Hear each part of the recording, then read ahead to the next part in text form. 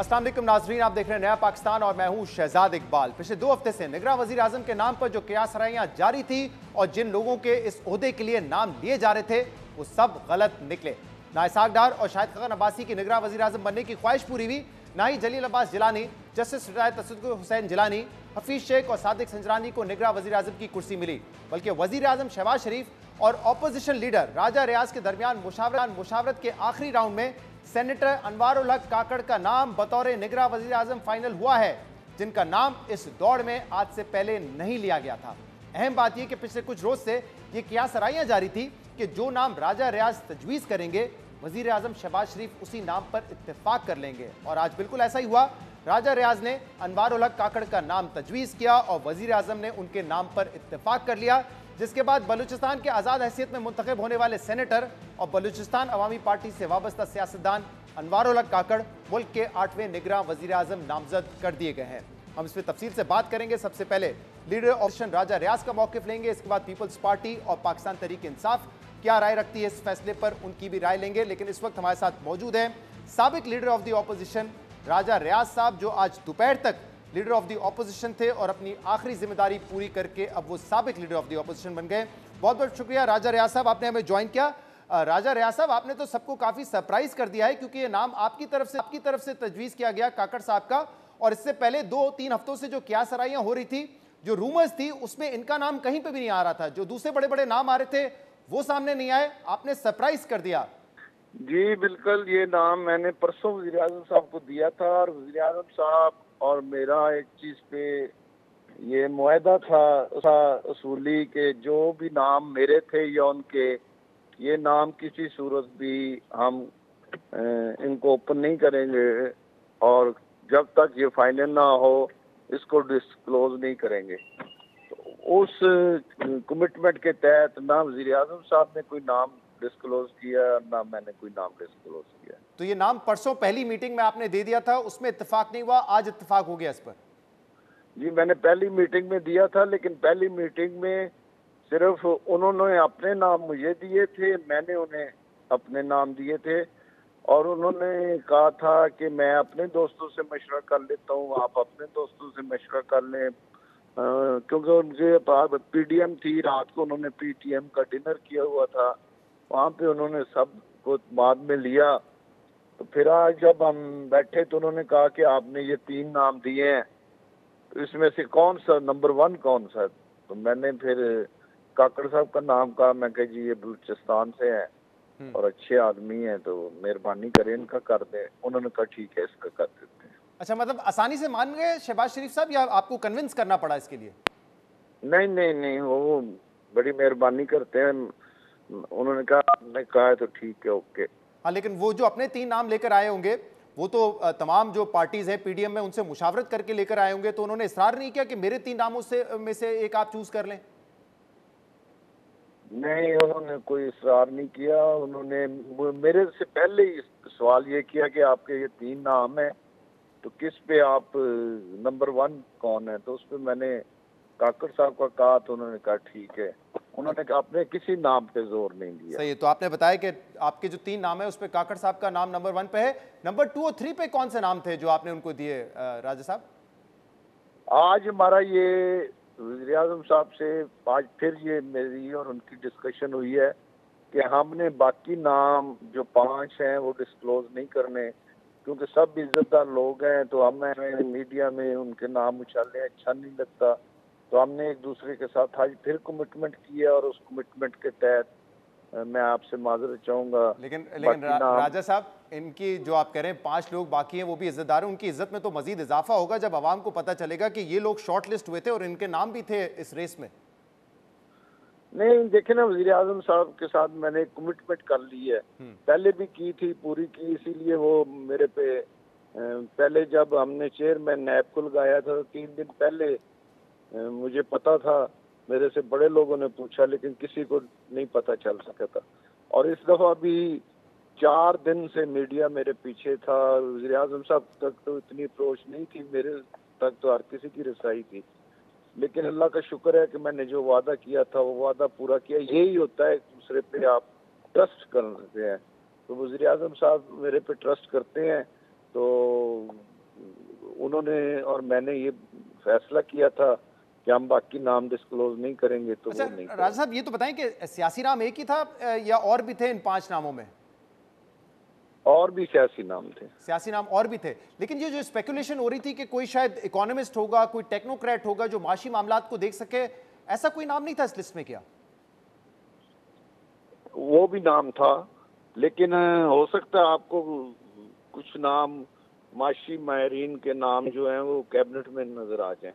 हफीज शेख साहब का नाम जैसे, अच्छा ओ ये बड़ी इंपॉर्टेंट बात आप कर रहे हैं कि जो माशी माहिरीन है उनके नाम कैबिनेट में होंगे, निगरां कैबिनेट में। हो सकता है आपको ये जो माशी माहरीन है खास तौर पे जो वजीर खजाना होंगे तो वो कोई ना कोई माशी माहिर ही होंगे। तो उसमें क्या सियासी माशी माहिरीन होंगे या टेक्नोक्रेट्स होंगे जिनका सियासत से कोई ताल्लुक नहीं होगा? वजीर खजाना तो मेरा ख्याल है कि टेक्नोक्रेट होगा। तो हफीज शेख साहब का नाम शॉर्टलिस्ट हो गया था वजीर आजम के लिए भी, ये तो राना सनाउल्लाह साहब ने हमें बताया था, तो मुमकिन तौर पे वही होंगे। इस बारे में मैं कुछ नहीं कह सकता। तारिक बाजवा साहब का भी नाम सर्कुलेट कर रहे हैं जो इस वक्त SAPM थे। जी मैं इस बारे में कुछ नहीं कह सकता कि कौन होगा, क्योंकि चले, मेरा अच्छा रियाज साहब ये बता दें कि इसहाक डार साहब का भी नाम था, ये जो 6 नाम थे? नहीं जी, उनका नाम नहीं था। अच्छा, उनका नाम वजीर आजम ने भी नहीं दिया, इसहाक डार साहब का नाम? जी उनका नाम था ही नहीं, पहले ही कह दिया गया था नून लीग की तरफ से कि उनका नाम मीडिया ने चलाया, वो खुद इंटरेस्टेड नहीं है। अच्छा, और इसमें शाहिद खान अब्बासी साहब का भी नाम नहीं था? नहीं, उनका भी नहीं।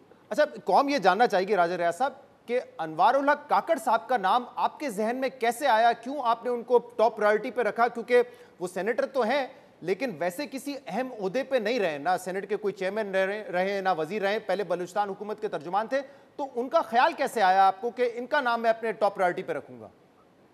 एक तो वो छोटे सूबे से हैं, एक मेरे दोस्त हैं, पिछले 2-2.5 साल से मेरी उनके साथ अच्छी रिलेशनशिप है, तो वहाँ पे मेरे ज़हन में था कि कोशिश करनी है कि छोटे सूबे से निगरान वज़ीर आज़म बने, ताकि छोटे सूबों की जो असासे महरूमी है वो ख़त्म हो, और बलूचिस्तान में काफ़ी असासे महरूमी पाई जाती है। आज बलूचिस्तान से वज़ीर आज़म जो बना है, इससे जो हमारी आपस में चारों इकाइयों का में जो थोड़ी बहुत ही कोई गलतफहमियाँ थी, आज वो दूर होंगी। और हमेशा बलूचिस्तान से आवाज़ उठती थी कि हमारे साथ बड़ी ज्यादती होती है, हमें किसी जगह एडजस्ट नहीं किया जाता। लेकिन तो राजा साहब आज इस तरह चेयरमैन सेनेट भी बलूचिस्तान से है, और वज़ीर आज़म निगरान भी हमने बलूचिस्तान का राजा नाम साहब दिया है।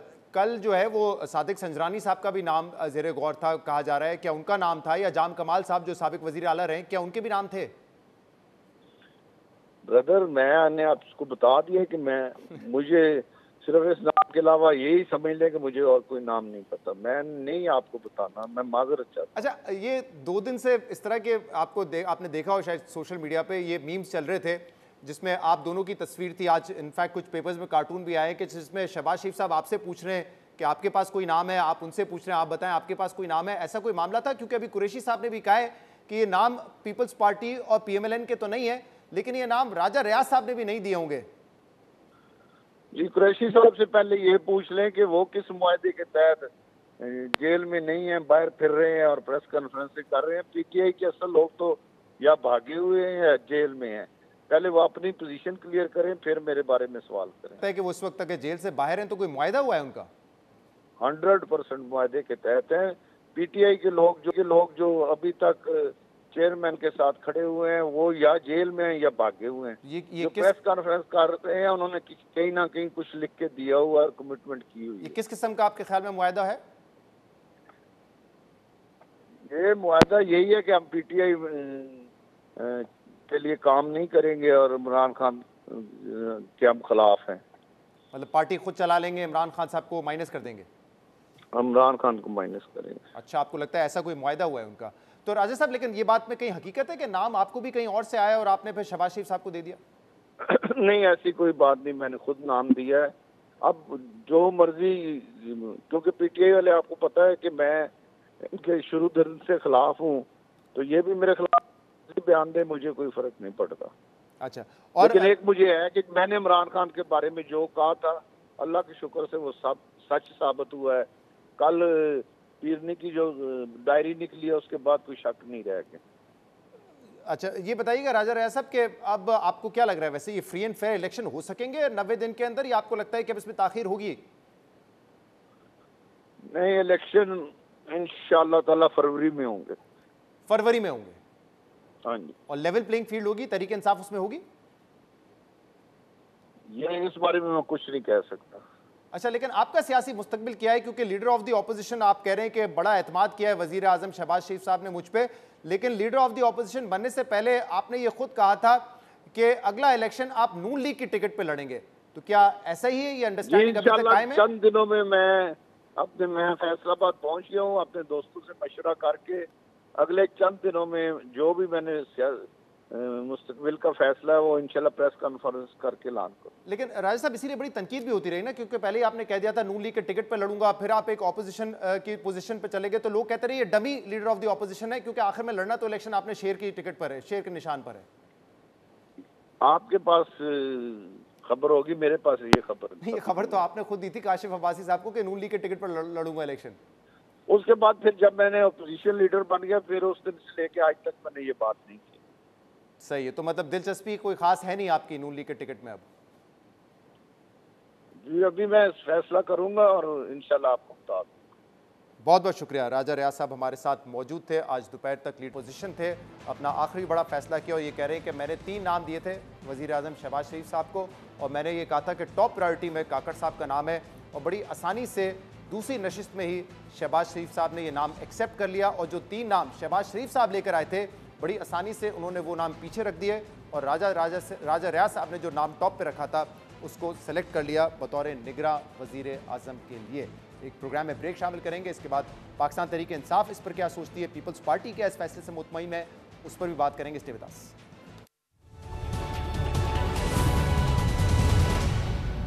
वेलकम बैक नाजरीन। ब्रेक में जाने से पहले राजा रियाज साहब हमारे साथ मौजूद थे। पाकिस्तान तहरीक इंसाफ इस फैसले को कैसा देख करने के लिए हमारे साथ मौजूद हैं पाकिस्तान तहरीक इंसाफ के वाइस चेयरमैन शाह महमूद कुरैशी। शाह साहब, बहुत बहुत शुक्रिया वक्त देने के लिए। शाह साहब, फैसला हो चुका है, अनवार उल काकड़ साहब के नाम पर इत्तफाक हुआ है लीडर ऑफ द ऑपोजिशन और वजीर आजम के दरमियान, आपकी क्या राय है? आप मुतमईन है इस फैसले से? देखिए, बिल्कुल नाम सामने आ गया और अनवार उल काकड़ साहब वजीर आजम होंगे। अब देखना यह है कि वो अपनी जिम्मेदारियां कैसे निभाते हैं। हम तवक्को करते हैं कि वो आइन के मुताबिक जो उनको जिम्मेदारी दी गई है वो आइन की रूह को समझते हुए आगे बढ़ेंगे, और जो उनकी बुनियादी जिम्मेदारी है फ्री फेयर क्रेडिबल इलेक्शन करवाने की, उसको निभा पाएंगे।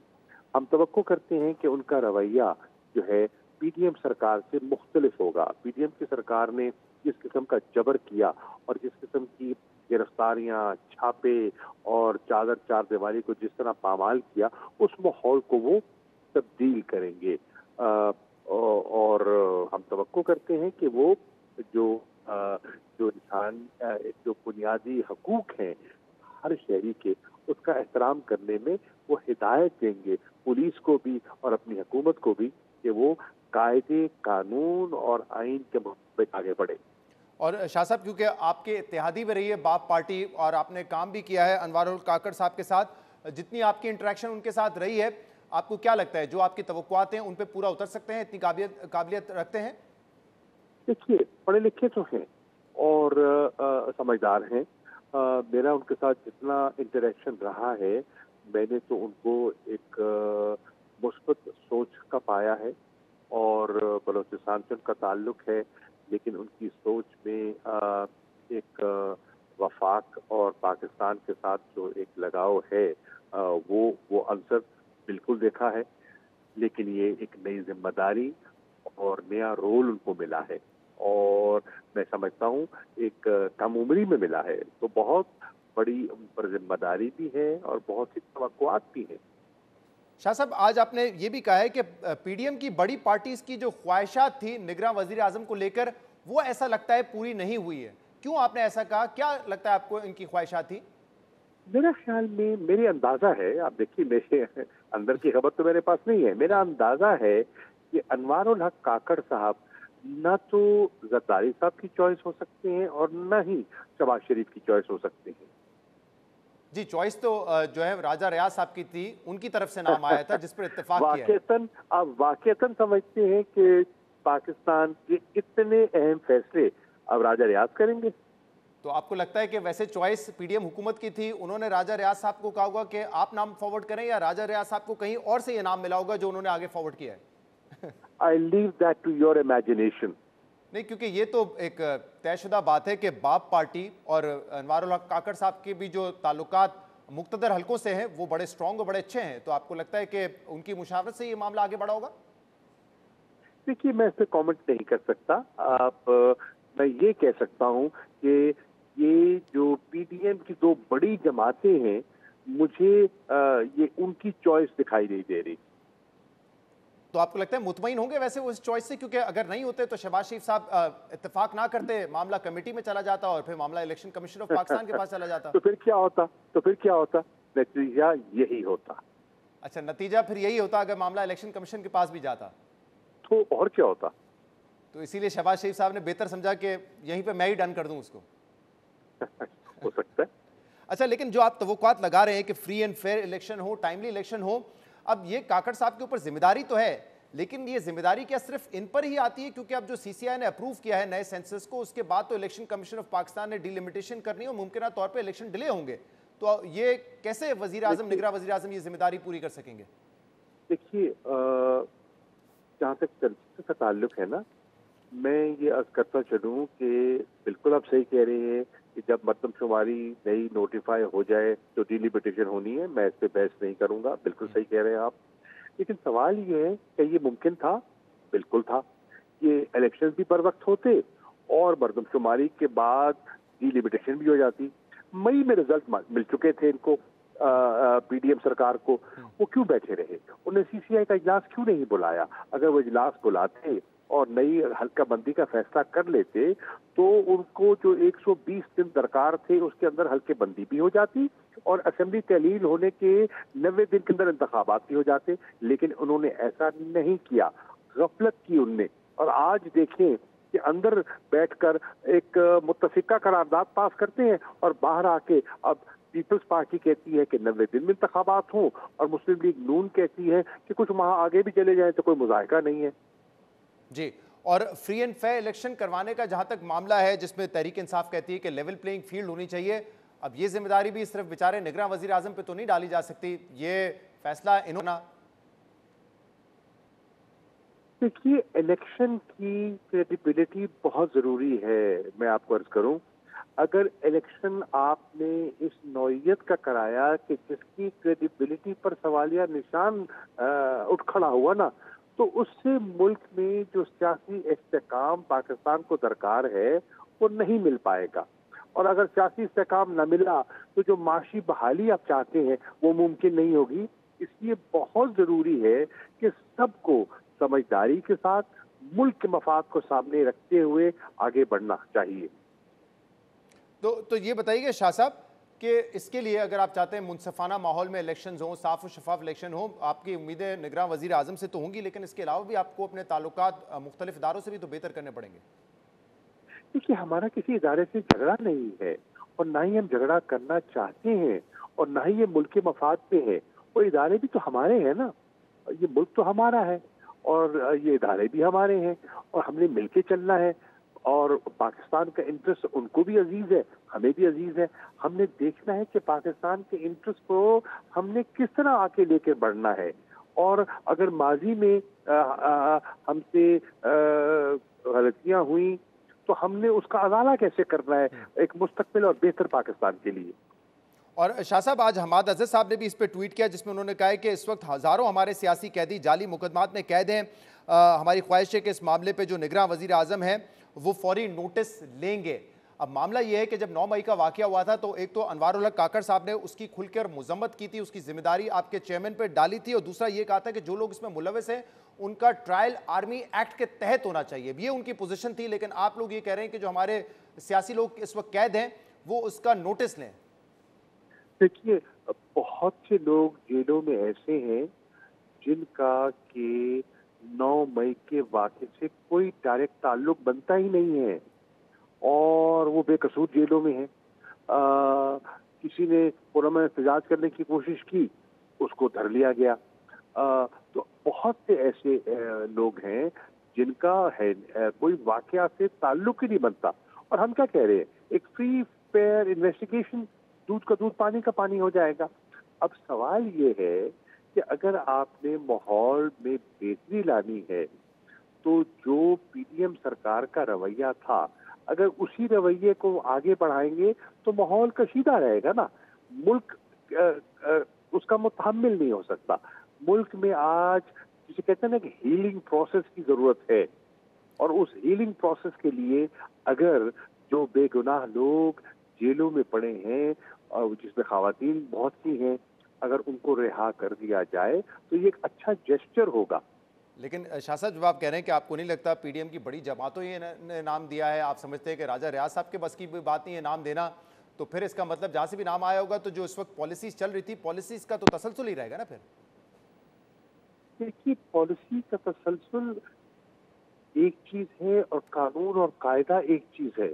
अगर कानून के मुताबिक मेरा कसूर नहीं है तो मुझे क्यों धरना चाहते हैं? मिसाल के तौर पर आज भी मैं अदालत के सामने गया, मैं 9 मई को मुल्तान में था ही नहीं, मैं कराची में था। मुल्तान में मुझे पर्चे हो गए। अब जज कह रहा है, जो इन्वेस्टिगेटिंग ऑफिसर है, कि भाई रिकॉर्ड लेकर आओ। वो रिकॉर्ड पेश नहीं कर रहे। वो कहते हैं भाई आपकी क्या असेसमेंट है, गुनाहगार है, बेगुनाह है, लिख के दो। लिखने को तैयार नहीं है। अब इस किस्म की कार्रवाई तो सिर्फ नहीं है ना। मैं आपको आज की मिसाल दे रहा हूँ। आज सारा दिन अदालत में मैं खड़ा रहा इस सिलसिले में। तो ऐसे बहुत से लोग ऐसे हैं जो बेजा। मैं यही कहना चाह रहा हूं, अगर किसी ने असरअंदाज होना है तो एक इलेक्टेड हुकूमत के मुकाबले में एक निगरान सेटअप पर असरअंदाज होना ज्यादा आसान होता है ना। किबला डिपेंड करता है आप जो आगे जो जिनको जिम्मेदारी सौंपी गई है वो जिम्मेदारी निभाते कैसे हैं। देखिए, कानून तो वही होता है ना, उसकी एप्लीकेशन की बात है ना, कि कौन उसको किस तरह इंटरप्रेट करता है और किस तरह अप्लाई करता है। और शाह साहब, ये बताइएगा कि पाकिस्तान तहरीक इंसाफ के चेयरमैन इमरान खान 3 साल की सज़ा भी उनको हो गई है, 5 साल के लिए नाअहल भी हो गए हैं, तो अब आपको लगता है कि इलेक्शन अगर डिले होते हैं तो आपको सूट करता है, तब तक इमरान खान के जो केसेस हैं शायद उनको कोई लीगल रिलीफ मिल जाए, या फिर भी आप चाहते हैं कि इलेक्शन वक्त पे हों? और अगर वक्त पे होंगे तो आपको लगता है कि तहरीक इंसाफ को विदाउट चेयरमैन पीटीआई इलेक्शन लड़ना पड़ेगा फिर? देखिए, हम समझते हैं कि जिस केस में उनको सजा हुई है वो बहुत ही एक भोंडा सा केस था और उसमें कोई जान नहीं है, और अगर मेरिट पे सुना गया तो इंशाल्लाह हमें एक इंसाफ की तवक्को है। हायर जुडिशरी से हम तवक्को लगाए बैठे हैं। हम चाहते हैं कि जल्द से जल्द उनका केस सुना जाए, और ये सेंटेंस जो है, ये एक शॉर्ट सेंटेंस है, वो सस्पेंड भी हो सकता है, और माजी में ऐसी बहुत सी मिसालें मौजूद हैं, और वो बेल पे रिहा भी हो सकते हैं, बाहर भी आ सकते हैं, और अपना जाती किरदार जो है वो अदा कर सकते हैं। लेकिन उनका जो मामला है वो इस वक्त इस्लामाबाद हाई कोर्ट में है। इस्लामाबाद हाई कोर्ट के चीफ जस्टिस आमिर फारूक साहब ये केस सुन रहे हैं, और उस पर आपकी जमात और इमरान खान खुद पहले ही अदम एतमाद का इजहार कर चुके हैं, तो आपको लगता है कोई रिलीफ मिल सकेगा आपको यहाँ से? देखिए, इस्लामाबाद हाई कोर्ट में है, वो अगर उन पर इमरान खान साहब अदम एतमाद का इजहार कर चुके हैं तो मुनासिब ये है कि इस्लामाबाद हाई कोर्ट में बहुत अच्छे जजेस हैं और बड़े लॉ नोइंग हजरात बहुत तशरीफ फरमा है, तो वो किसी और को जिम्मेदारी दे दें, और ताकि उन पर भी बोझ ना आए और हमें भी इंसाफ की तवक्को हो जाए। और शाह साहब, जब आप जेल में थे उस वक्त एक बयान आया था पीटीआई चेयरमैन का, उन्होंने ये कहा था कि अगर मुझे गिरफ्तार कर लिया गया तो मेरे बाद पार्टी के फैसले वाइस चेयरमैन शाह महमूद कुरैशी साहब संभालेंगे, और मुस्तकबिल के हमारे जो लीडर हैं वो मुराद सईद हैं। लेकिन अब जब उनके वकील जेल में मुलाकात करके आए तो पीटीआई चेयरमैन ने कहा है कि मेरे बाद फैसले कोई एक शख्स नहीं करेगा, जो कोर कमेटी है वो फैसले करेगी, और कोर कमेटी के भी जो फैसले होंगे पहले मेरे पास आएंगे और फिर मैं उनको गो एड दूंगा। इसकी क्या वजह है? क्या खान साहब का किसी और पर एतमाद नहीं है कि उनके बाद कोई फैसले कर सकता है, इसलिए वो ये कह रहे हैं कि कोर कमेटी अपनी मुशावरत से फैसले करेगी? नहीं, ऐसी बात नहीं है। एक सियासी जमात में मशावरत का अमल होता है, सबकी राय ली जाती है। कोर कमेटी एक पॉलिसी मेकिंग बॉडी है और चेयरमैन जब खुद भी मीटिंग्स को प्रेजाइड करते थे वो सबकी आरा लेते थे, सबसे मशवरा करते थे, कोर कमेटी की सेंस को देखते थे, फिर फैसले करते थे। आज वो अगर फौरी तौर पर उनके साथ कम्युनिकेट करना आसान नहीं है क्योंकि वो जेल में है, लेकिन कोर कमेटी मशावरत करती है। जो गाइडिंग प्रिंसिपल्स हैं उनने जो दिए हुए हैं, जो कोर वैल्यूज हैं पार्टी की, जो उनका विजन है, वो तो सबके सामने है। उसको सामने रखते हुए वो फैसले करते हैं, करेंगे और इत्तफाक राय से करेंगे, कंसेंसस को इवॉल्व करेंगे। जहां उनकी रहनुमाई चाहिए होगी उनसे गाय बगाए रहनुमाई भी हासिल करते रहेंगे ताकि मामला आगे चल सके। लेकिन फिलहाल जो मीटिंग्स हो रही हैं बतौर वाइस चेयरमैन आप उनको चेयर कर रहे हैं फिर? देखिए, कोर कमेटी है, कोर कमेटी को मैं उसकी जो जिसे कहते हैं ना, उसको मैं चेयर करता हूं और उसको मीटिंग्स को मैं रेगुलेट करता हूं। जी, बहुत बहुत शुक्रिया, बहुत बहुत शुक्रिया। शाह महमूद कुरैशी साहब, वाइस चेयरमैन पाक साहब हमारे साथ मौजूद थे। उनसे बात की सवाल से कह रहे हैं कि फिलहाल हम सेटिस्फाइड हैं इस नाम पर, लेकिन ये देखना ज़रूरी है कि क्या अनवार उल हक काकड़ अपने इस दौर में साफ और शफाफ और बर वक्त इंतखाबात करवा सकते हैं या नहीं। प्रोग्राम में एक ब्रेक शामिल करेंगे, इसके बाद मजीद बात करेंगे। हमारे साथ रहेंगे। वेलकम बैक नाज़रीन। अनवार उल हक काकड़ पाकिस्तान के अगले निगरान वजीर आजम होंगे, जिस पर इत्तफाक आज हो चुका है। पाकिस्तान पीपल्स पार्टी इस पर क्या राय रखती है, इस पर बात करने के लिए हमारे साथ मौजूद हैं पीपल्स पार्टी के सीनियर रहनुमा फैसल करीम कुंडी। फैसल साहब, बहुत बहुत शुक्रिया वक्त देने के लिए। आपने कुछ देर पहले ट्वीट भी किया जिसमें आपने मुबारकबाद दी है निगरान वजीर आजम अनवार काकड़ साहब को। ये तो आपकी राय है, पाकिस्तान पीपल्स पार्टी की राय क्या है? पाकिस्तान पीपल्स पार्टी इस फैसले से मुतमईन है? देखिए, मैंने ट्वीट पार्टी के बिहाफ पे किया। मैं पार्टी के इंफॉर्मेशन सेक्रेटरी भी हूँ और हम अनवार उल हक काकड़ साहब को मुबारकबाद देते हैं और हम इस उम्मीद से हैं कि अनवार उल हक काकड़ साहब की वज़ारत उज़्मा में इलेक्शन कमीशन जो है वो एक फ्री एंड फेयर इलेक्शंस कराएगी और हमारी जो है उसकी पूरी सपोर्ट उनके साथ होगी। जब नाम डिस्कस हो रहे थे लीडर हाउस और अपोजिशन के दरमियान, PDM की जमातों ने वज़ीर आज़म साहब को इख्तियार दिया। कल पाकिस्तान पीपल्स पार्टी ने भी इख्तियार जो है वज़ीर आज़म साहब को दिया कि आप जो भी हैं उसके ऊपर आप फाइनल कर लें जब आप लीडर ऑफ द हाउस और अपोजिशन में बैठती हैं। तो उसमें काकड़ साहब का नाम आया और उन्होंने इसको एग्री किया, हमारे साथ भी मशावरत की और हमने काकड़ साहब के नाम पे जो है वो एग्री किया। तो पीपल्स पार्टी को कोई इख्तलाफ नहीं है इस नाम पर? पीपल्स पार्टी को ना कोई तहफ़्फ़ुज़ात है और ना कोई इख्तलाफ है।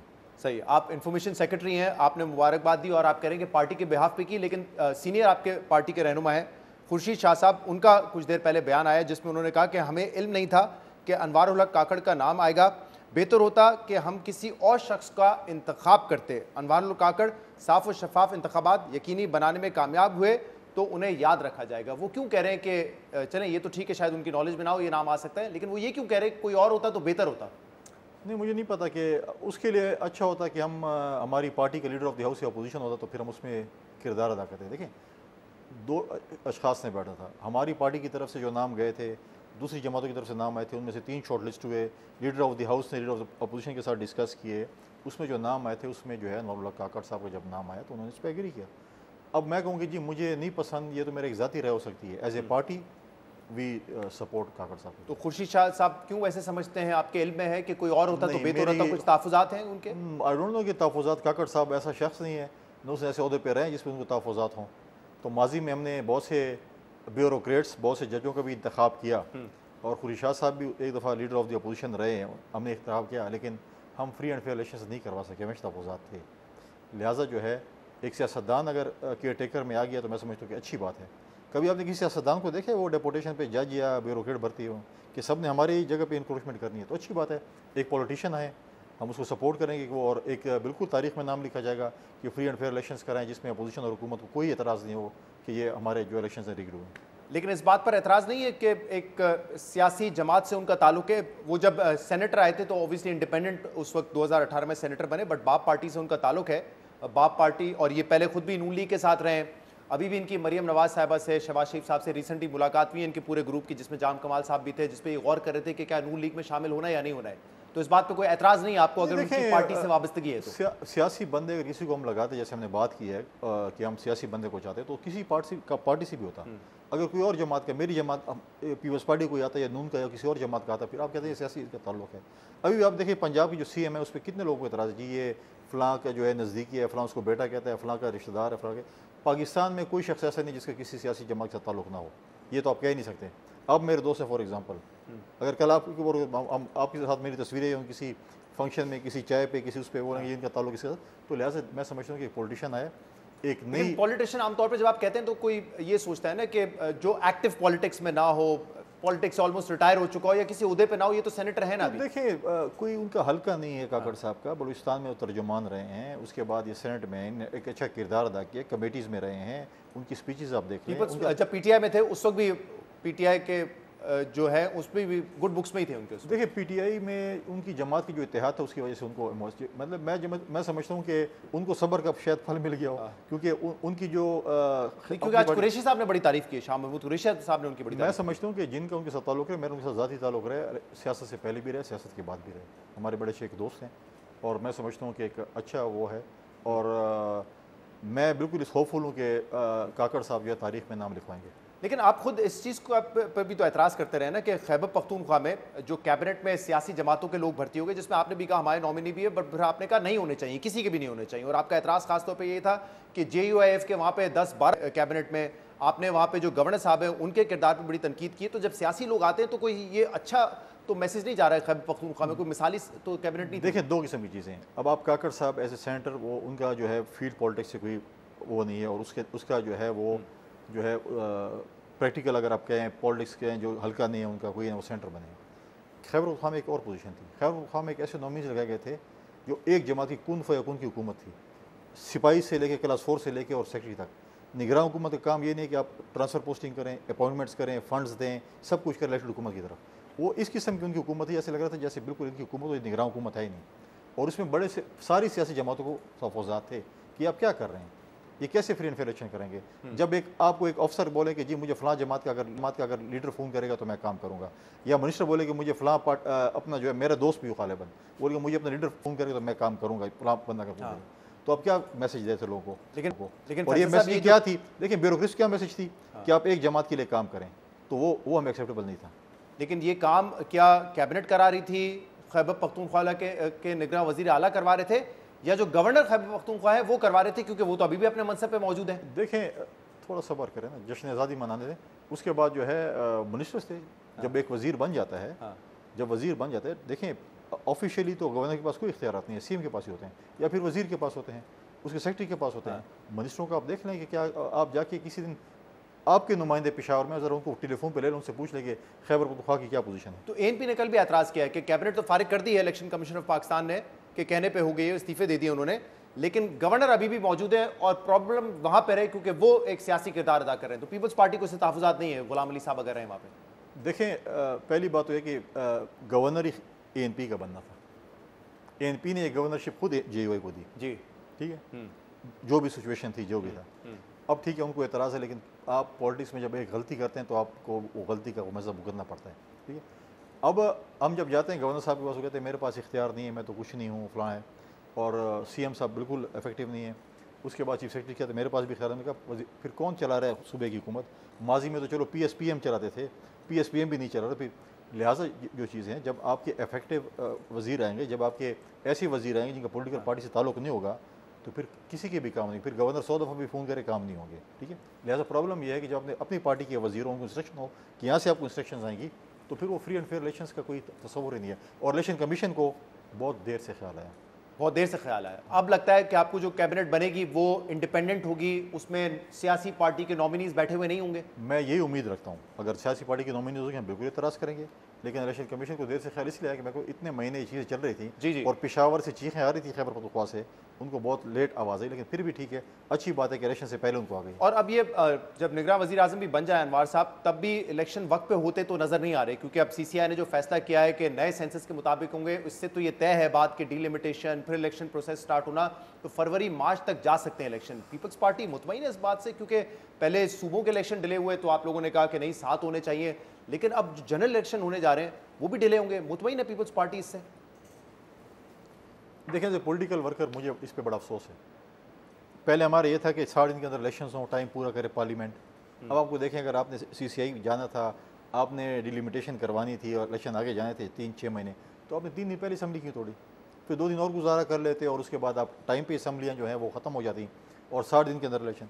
लेकिन PDM की जमातों की ये ख्वाहिश थी और इत्तेहादी जमातों की ख्वाहिश थी पीपल्स पार्टी के अलावा कि जो 90 दिन हो चाहिए। हमने कहा ठीक है 90 दिन।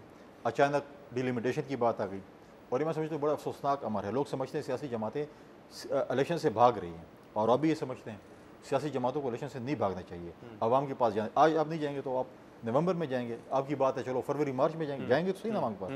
लिहाजा ये नहीं होना चाहिए। तो ये हमें ये करना चाहिए था कि इसको हम फिलहाल रखते कि अगली हुकूमत के लिए रखते कि अगली हुकूमत आकर काम करती और हमें फिल फॉर इलेक्शन में जाना चाहिए था और हम नई हुकूमत नई पार्लियामेंट आती और इस मुल्क को आगे लेके जाती। लेकिन मैं इस पर अफसोस करता हूँ ऐसा ना हो लाइटर मूड पे कि हमें फिर तहरीक चलानी पड़े इलेक्शन करवाने के लिए, तहरीक चलाने पर इलेक्शन चलवाने के लिए। लेकिन CCI में जो अहम किरदार था वो तो आपके चीफ मिनिस्टर मुराद अली शाह साहब का था ना। बाकी तो 2 निगरां वजीर आला थे, ऑब्वियसली उनको रियासत की पॉलिसी के साथ आगे बढ़ना था, वहाँ पे अहम किरदार तो उनके वोट। देखिए उस पर मेरा पहले भी एतराज़ है कि 2 निगरां वज़ीर आला जिनको मैंडेट हासिल नहीं है आवाम का, जो मेरे सूबे की मतलब है कि उनके पास मैंडेट नहीं है, आवाम का मैंडेट नहीं है, वो मेरे सूबे की रिप्रेजेंटेशन कैसे कर रहे हैं? आप मतलब अगर इखलाकियात की अगर बात करें तो नहीं हो सकता। लेकिन जिनके पास मैंडेट था उन्होंने भी यही वोट किया ना कि नई मर्दमशुमारी के तहत होने चाहिए। देखिए किया, मैं कहता हूँ अफसोसनाक अमर है ऐसे पॉलिटिशियन। कल अगर ये चीज़ खुदा ना खास्ता अगर ये चीज़ आगे जाती है तो कल आप हमसे सवाल करेंगे ना कि आप लोग। तो अभी भी सवाल कर रहा हूँ किसके कहने पे हुआ फिर ये? देखिए हमने अगर कर लिया ना तो कसूरवार कल हम ही होंगे ना, कोई और तो नहीं होगा ना। अगर ये चीज़ हमने कह दिया कि ये इलेक्शन कमीशन अब 4 से 6 महीने, अगर कल स्टे ऑर्डर आ जाता है, हाई कोर्ट है, सुप्रीम कोर्ट है और चीज़ लंबी हो जाती है तो फिर तो हमें फिर ऐसी क्या मजबूरी थी? अगर आप ये समझते हैं, आई एम श्योर आपकी पार्टी में और लोगों की भी ये राय होगी कि आइन अगर कहता है इलेक्शन होने चाहिए, तो फिर क्यों आपकी पार्टी ने इस पे वोट किया? देखें उस पर हमें कुछ तहफ़्फ़ुज़ात थे सिंध के हवाले से जो कि दूर कर दिए गए थे, मैं उस पर और नहीं था। लेकिन हम अभी भी कहते हैं कि इलेक्शन कमीशन के पास अभी भी इख्तियार है, अगर वो उस चीज़ को कह दे कि जी हम अगले उसमें अभी नहीं करते, अगली हुकूमत आती है, अगली जो भी आती है 3 महीने के अंदर इलेक्शन कराते हैं, अगली हुकूमत जो भी आती है वो उसके बाद उसको हम टेकअप कर लेते हैं, तो मैं समझूँ कि बेहतरीन अभी भी हमारे पास मौका है वे आउट कर सकते हैं। लेकिन आपको लगता है ये सारा कुछ कोई हिकमत अमली के तहत हुआ है? क्योंकि मिड जुलाई तक या 20 जुलाई तक तो नून लीग के भी सारे वुज़रा कह रहे थे कि हम नई मर्दमशुमारी को नोटिफाई नहीं करेंगे, पुरानी मर्दमशुमारी पे इलेक्शन हो गए। फिर ये अचानक क्या हुआ कि शहबाज शरीफ साहब आते हैं, इंटरव्यू देते हैं कि नई मर्दमशुमारी नोटिफाई होगी, हो भी जाता है, ये अचानक क्या हुआ? ये कोई हिकमत अमली थी कि आखिरी वक्त तक रोक के रखना है इस मामले को? नहीं, मैं नहीं समझता कोई हिकमत अमली ऐसी थी या उनकी कोई ऐसी सोच थी। अगर होगी तो मुस्लिम लीग नून के वज़रा को या वज़ीर-ए-आज़म साहब को पता होगी, हमारे साथ तो ऐसी कोई चीज़ शेयर नहीं की। लेकिन जब सारी इत्तेहादी जमातों ने कहा कि होना चाहिए तो एक हम पीपल्स पार्टी कहते कि नहीं हम नहीं करना चाहते। सबसे ज़्यादा जो है वो तहफ़्फ़ुज़ात बलूचिस्तान को थे, उनकी आबादी बहुत ज़्यादा कम हुई है, उन्होंने भी तहफ़्फ़ुज़ात का इज़हार नहीं किया क्योंकि उनके CM भी मौजूद थे, मक्सी साहब भी मौजूद थे, चेयरमैन सेड भी मौजूद थे, उन्होंने भी तहफ़्फ़ुज़ात का इज़हार नहीं किया। लेकिन ये चीज़ मैं समझता हूँ कि ये पेंडोरा बॉक्स नहीं खोलना चाहिए था। सही। और आप कह रहे हैं कि अफसोस ना कि जो हुआ, खुर्शीद शाह साहब ने भी आज कहा है कि इंतखाब में ताख़ीर के खदशात तो पहले दिन से हैं जब निगरां हुकूमत के इख्तियारात में इजाफे का बिल मंजूर किया गया। अब उसमें जब ये बिल पास हुआ तो रज़ा रब्बानी साहब, फ़रतुल्लाह बाबर साहब और कुछ लोगों ने उस वक्त शोर मचाया, आवाज़ उठाई कि अब क्या करने जा रहे हैं। लेकिन by and large people's party support कर रही थी। आज खुर्शीद साहब कह रहे हैं कि खदशात तो उसी दिन से पैदा हो गए थे जब बाइख्तियार किया आपने केयरटेकर गवर्नमेंट को। देखिए मुझे कुछ एतराज़, मैं पार्लियामेंट का मेंबर नहीं हूँ, एतराज़ बिलों पर भी है as a political worker. Information secretary हैं आप, ये ज़ाती राय नहीं है फिर, पार्टी पॉलिसी। हाँ मैं कह रहा हूँ हमने जो बिल पास किए हैं, हाँ, अच्छे भी आपने कमेटी को बाईपास करके बिल पास किए हैं। कल उसका खुमेज़ा अगर सियासी जमातों को भुगतना पड़ा फिर हम ये गिला नहीं कर सकते हैं कि हमारे साथ ज़्यादती हो रही है। तो क्यों पास कर रहे थे आप लोग? तो ये तो देखिए, अगर मैं कह रहा हूँ, अगर देखिए 18th अमेंडमेंट जो बोल रही थी हम PMLN से कह रहे थे ये 62-63 की शिक ख़त्म करते हैं, उन्होंने कहा नहीं ख़त्म कर दिया, हमने स्ट्रेस नहीं किया, मियाँ साहब उसी के ट्रैप में आ गए थे। अभी हमने बिल पास किए हैं, हम भुगतेंगे। तो क्यों पास कर रहे थे फिर? देखिए मैं तो उसमें नहीं हूँ। अगर ये चीज़ें एतराज़ात हुई हैं, कमेटी में जाना चाहिए था, चीज़ें होनी थी, बैठ इतनी जल्दी में बिल पास किए हैं। अगर सियासी जमातों ने पास किया, साहब जरदारी साहब बड़ा तजुर्बा है, सियासी तजुर्बा है, उनको पता है कि सियासी जमातें जब इस तरह के फैसले करती हैं पलट के वो उनको आ सकता है। अभी आप देख रहे हैं तहरीक इंसाफ के हवाले से बिलावल साहब कह रहे हैं मकाफात अमल है, तो फिर इन सीनियर लोगों को तो स्टेप इन करना चाहिए था। हमारे जैसे खुर्शीद शाह साहब की स्टेटमेंट है या रज़ा रब्बानी साहब ने बात की, हमारी जो सीनियर हैं, बल्कि मैं कहता हूँ कि स्पीकर साहब भी बड़े मंजे हुए पॉलिटिशियंस हैं, उनके ऑफिस से तो गुजर के चीज़ें गई होंगी ना। अगर उन्होंने एतराज़ नहीं किया और उन्होंने गुजरने दिया है तो फिर देखते हैं टाइम क्या। तो आपके ख्याल में एतराज़ होना चाहिए था, रोकना चाहिए था? बिल्कुल होना चाहिए था। बहुत बहुत शुक्रिया। फैसल करीम कुंडी साहब हमारे साथ मौजूद थे। नाज़रीन आज के प्रोग्राम में इतना ही, शो से इजाज़त दीजिए, अल्लाह हाफ़िज़।